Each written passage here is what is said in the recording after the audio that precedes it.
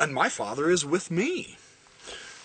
Powerful doctrine. Nary's analysis of that's interesting. I just read that the other night, and I reread Dan Peterson. But even the LDS scholars are getting in on this now, properly so. And so I'm just kind of sharing the news and sharing the wealth with you as I find more and more articles. Ron Barron has been an awesome friend who has helped me acquire, just within this last week, I have received another 100 sources dealing with this subject. No joke. It's astonishing.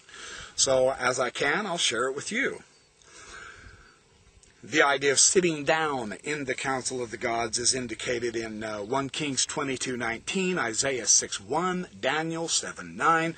As I read these scriptures, write them down and then look them up yourselves and read them. It's all over the Bible. It is astonishing.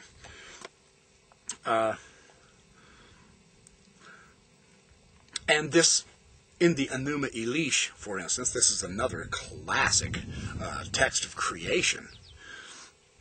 This idea of sitting down or standing in the council denotes a participation in the council.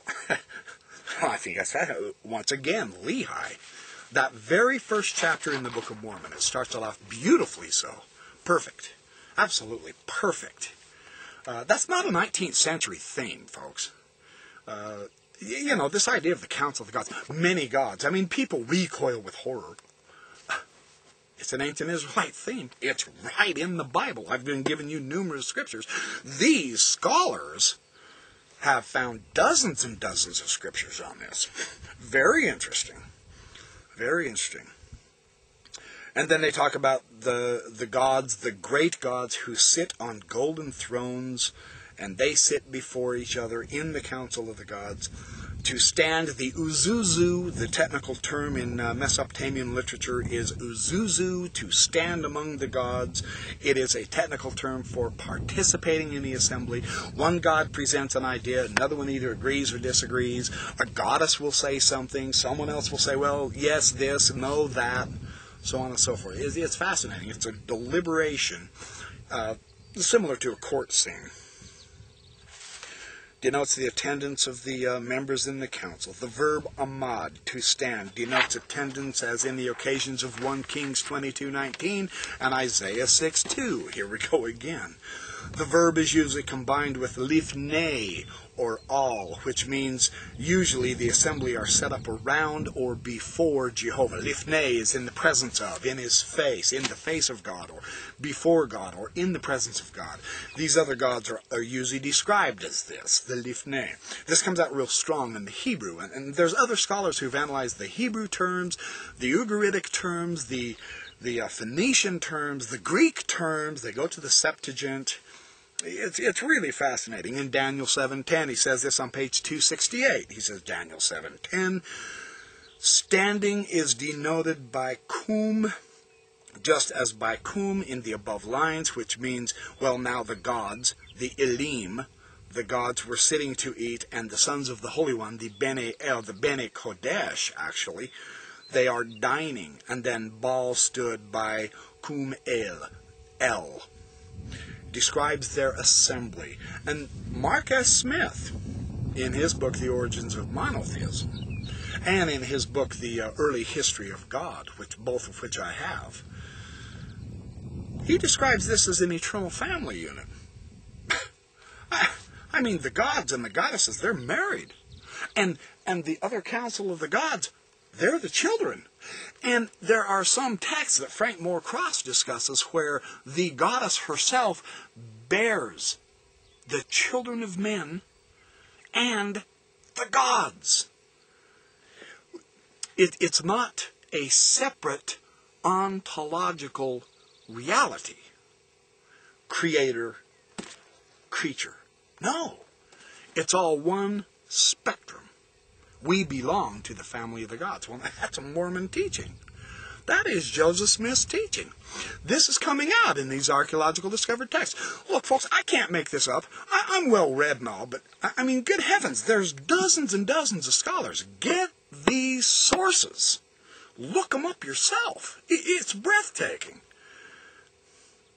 Well, The high God at the center of the council, surrounded by its members. Centralizing the high God in the heavenly council isn't even more emphatically described in the Hebrew Bible particularly. He's saying this on page 268. He says, look, if you can get to the Hebrew, this is really powerful. Key is saying this. I'm also saying this, but he's got the PhD, so if you're not going to listen to me, listen to him. He says the location of the members and the location of the high God in the heavenly council is therefore a significant part of the description of the heavenly council in the Hebrew Bible. And he talks about Psalm 50. But the theme here is on earth as it is in heaven. When we assemble our high councils, or our councils, whether in business transactions or religion or whatever, we're imitating the gods. This is the theme. Margaret Barker's big on that in her book On Earth as It Is in Heaven also. So the idea of the sitting down, standing up, coming and going, participation, there's lively discussions, there's debates, and there are decisions that determine the fate of both the gods and mankind. It's all over the Hebrew Bible, he says. And then Isaiah. Now, very interestingly, in 2nd Isaiah chapter 40, now this begins the powerful supposed monotheism discussion of Isaiah. It's not about monotheism. Isaiah 40 itself is based upon the heavenly council. He says this on page 269. That's fascinating. He's describing only one God. There are no other gods before me. I am the only God that exists, so on and so forth. Well, the Christians ask we Mormons, well, what do you know, morons? You idiots? Can't you read the scriptures just like they read? Yes, we can. It's based on a heavenly council scene. The no other gods are the earthly idols, and Isaiah makes that crystal clear. It has nothing to do with the other real gods in existence that attend the council. It is contrasting the incomparable strength and glory of Yahweh to man-made idols. Those are not gods. This has nothing to do with the heavenly council, though. It's very interesting how Keyes presents this. The heavenly council mirrors the human council. I've already said that. Well, anyway, and then here's his wrap-up on page 270. This is pretty good. And he discusses the Genesis passages of 1:26 and 3:22 and 11:7. These not only attest any clear literary reference to the heavenly council, they are supported from the other ancient Near Eastern passages about creation. It may be assumed that Isaiah 40 exhibits a kind of literary sophisticated allusion to the heavenly council. The chapter certainly does not describe a heavenly council, however, in the customary way, but it alludes to it. That has been described in the other scriptures that he mentioned in Kings, so on and so forth. And we have to pay more attention, he says, to the tent of the meeting. Now this is Israel in the wilderness, with their tent of the meeting, the Ohel Me'od. This is attested in the ancient Israelites' desert wandering period, because this tent of the meeting is what was emulating the heavenly council of the gods as they met together and determined their own decisions of where they would go in the wilderness and so on and so forth. Yahweh came and dwelt among them in the cherubim. In between the cherubim, you see. That was his council. Israel as his son. He was bringing the heavenly part of the heavenly council to earth with his sons in Israel, in that tent of the meeting. I think that's fascinating.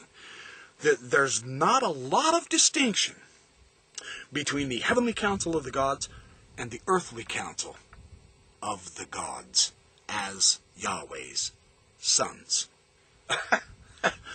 Wow, that's powerful. Folks, that's powerful. I just have, the polytheistic origins. Get this, the polytheistic origins of the biblical flood narrative by Samuel Shaviv. This is in the Vetus Testamentum for 2004. Oh, absolutely excellent on the Ha Elohim as the council of the gods, and how Yahweh and El are two different gods who have a disagreement over what to do over mankind. Fantastic information. Again, the more scholars look, the more they find.